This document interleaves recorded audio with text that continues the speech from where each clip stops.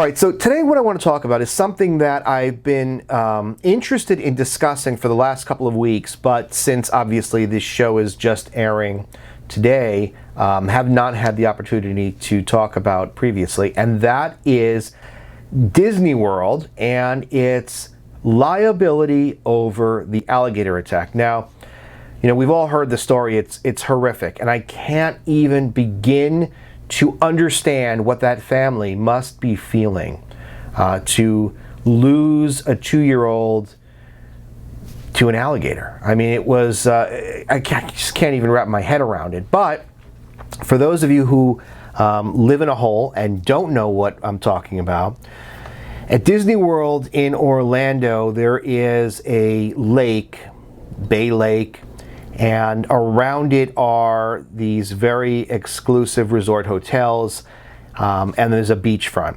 And this family with this 2-year-old was staying at the Grand Floridian, and they were down on the beach area, and the boy was, you know, in the water a little bit, and an alligator came out of the water, dragged him in. The father tried to save him, and unfortunately the boy ultimately drowned. And it's just so unbelievable because I am a huge fan of Disney.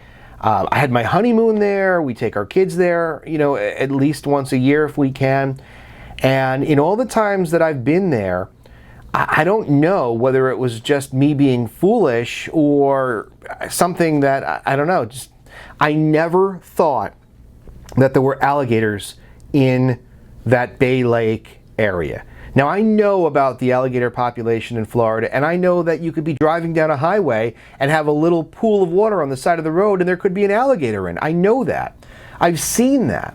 But for some reason, and maybe it's because of the man-made nature of Bay Lake or the way that Disney has a hand in overseeing everything that goes on within its park, I just assumed that it was something that was maybe, cleaned out every day. Maybe they ran some kind of netting on the bottom of the lake to scoop up hats or Mickey dolls or things that might have fallen overboard from one of the boats. I don't know, but it never dawned on me. And it's funny because last summer I took my kids down to that area because I wanted to see some of the renovations that had been done at the Polynesian. And we were on that same beach very close to the water. And it never dawned on me that there'd be alligators in that water. Now, I have to tell you that there were no swimming signs, but you'll see how I feel about that as we get into this discussion. So let's jump into this legal analysis. So the question becomes, is Disney responsible for the death of this boy because of an alligator? And I've seen a lot of stuff online that's very, very misleading and, dare I say, inaccurate. And it all deals with the fact that there's a well-established law. I think it actually dates back to the Roman Empire. So we're talking about, you know, a pretty old law that talks about a landowner having no liability for injuries that occur on his or her property due to an indigenous wild animal. Okay? So in other words, if I invite you over to my house for a barbecue on the 4th of July, and while you're sitting there chowing down, a squirrel, because I have squirrels, jumps up onto your chair and claws out your eye with his little tiny squirrel hands, you can't sue me because I, A, didn't bring that squirrel onto my property. He's indigenous. I had no control over that squirrel. Had no reason to know that that squirrel was an eye scratcher. And therefore, you know, it's like almost like an act of God in a way, and I can't be held liable for it, even though you're on my property. Now, a lot of I don't know what you'd call it, or pro-Disney people that I've seen on the internet. It's very funny because it's very polarizing. Some of the comments that I've read online clearly are in favor of this family and, you know, sympathy and, you know, it wasn't their fault. But then there's this group of people on the internet that are saying all kinds of, some of it horrible, but things like, why would you let your kid go in the water? Clearly said no swimming. You know, it's your fault. You shouldn't have taken your eyes off your kid. You know, look, I know parents have a duty and obligation to take care of their kids, but I can't believe that in this particular instance that this family was negligent. We'll get into that in a second. But going back to this doctrine of established law concerning the freedom from liability for attacks of wild animals, a lot of these people that are saying it's the parents' fault are trying to apply this law that says, you know, that the alligator, being indigenous to Florida and a wild animal and attacked all on its own, that Disney should have no responsibility, no liability for this accident.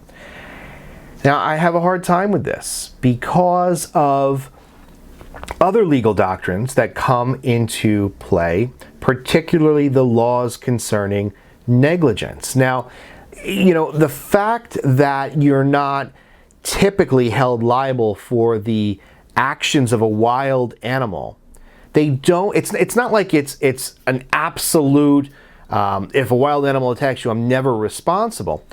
It's a liability issue based upon negligence, and if there are overriding or superseding factors that come into play where you as the landowner have acted unreasonably. For example, in my 4th of July story, if I knew that this squirrel that lived in my backyard was an eye scratcher because he scratched other people's eyes, I might have a duty to warn you, hey, you know, the squirrel back there, you know, Rocky and Bullwinkle, well, not Bullwinkle, but Rocky, I guess, he's crazy, he's an eye scratcher. I might have that duty to warn you.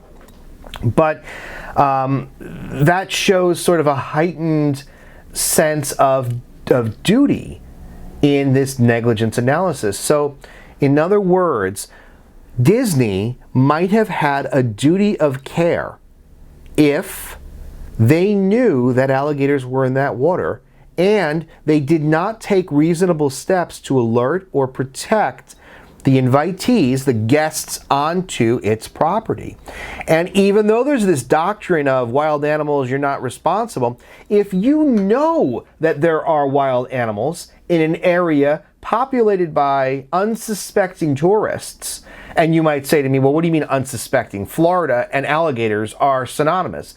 Yeah, but you know what? You take a family from Germany or someone from Canada, they might not know that there's alligators in that water.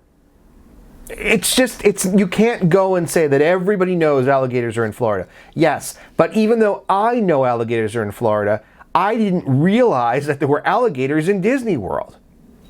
So, Disney, if they knew or should have known about the existence of the alligators on their property, and then did nothing to warn or protect guests, they will be liable. Okay? So, let's look more specifically here at the facts. Did they know? Well, over this past weekend, I watched a number of YouTube videos where guests were showing either cast members fighting off alligators. There was one video that I'm sure you guys have seen where there's a cast member trying to keep an alligator at bay right next to people riding Splash Mountain. Okay? So that in and of itself says to me that they knew or should have known about the existence of alligators. But then there was a number of other videos of guests feeding alligators. Some of the guests in the video said that we told guest services or we told a cast member. So I think as far as knowing or should have known, I think that is a definite. I think Disney knew or should have known about the existence of alligators on their property, based primarily upon the fact that they had to deal with them in other scenarios and situations. Now, did they take steps to reasonably protect patrons, guests, people staying on their property? You can argue it, but I'm going to say no, because I have seen those signs on the beach.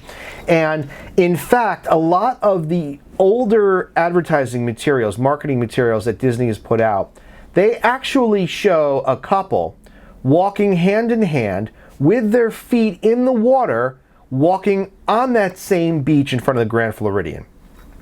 There are beach chairs on the sand, and there, up until obviously this incident occurred, there was no fencing whatsoever. There was a sign that said, "Do not swim."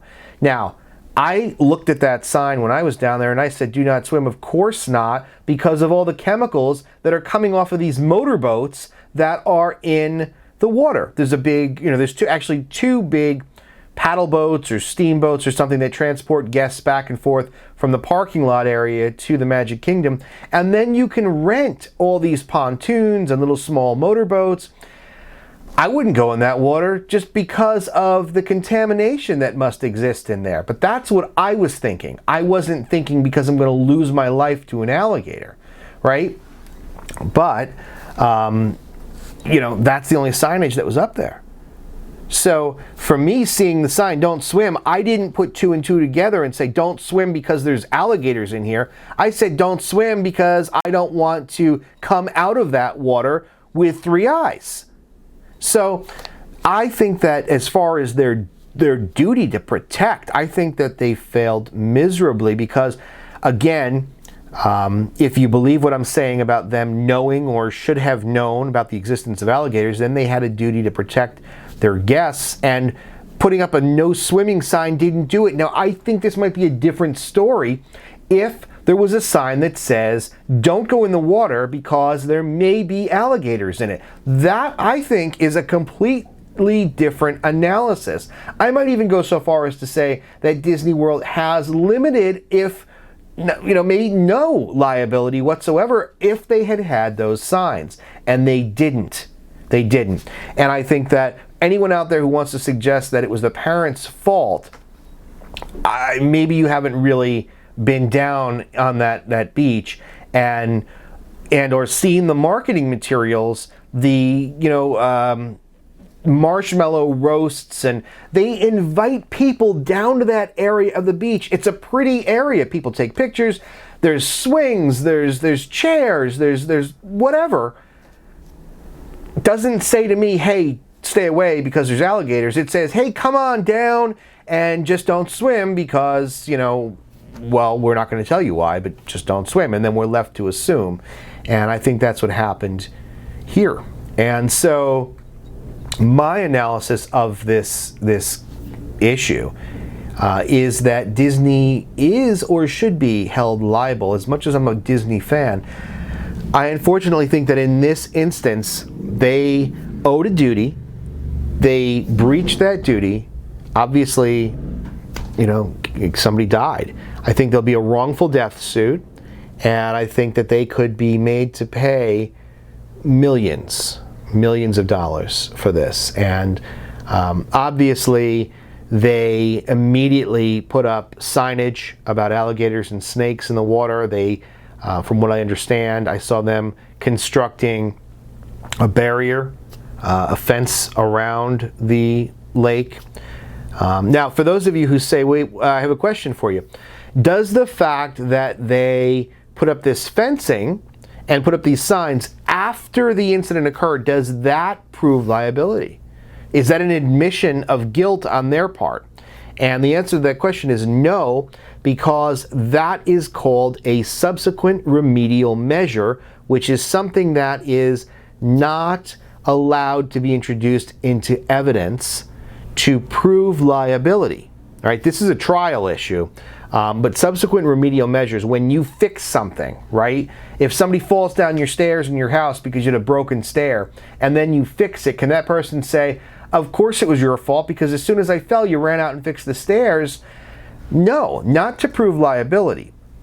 We're going to get technical for a second because there is an opportunity to bring a subsequent remedial measure into evidence, but it's really to show that something was feasible. So let's assume for a second Disney argues, "Oh, we couldn't have put up a fence. There was no way we could have done it." And then the plaintiffs say, "Well, wait a minute, you did it after the fact." Now that evidence could come in because it's not being introduced to prove liability necessarily. It's being introduced to show feasibility, that they could have done it. So it's an interesting issue and an interesting point, but the fact that they put up this fencing and the signage following the incident does not mean that now the plaintiffs, once they become plaintiffs, and again, we're all assuming because no lawsuit has been filed, at least not yet, that subsequent remedial measure will not be able to be introduced into evidence. So very interesting question, and I'd like to follow up on this in the next couple of weeks, see what develops. Certainly I'm looking to see if this lawsuit is filed, but interesting. And if you've got questions that you want to maybe delve into a little bit, ask. If you want to talk about this topic a little bit more, reach out, contact me. I'd be happy to discuss it with you privately or, on the show, because it is a very interesting topic. And, I've seen so much misinformation on the internet. I mean, I guess that's par for the course. But all right, so that's going to wrap up our discussion on this issue with Disney.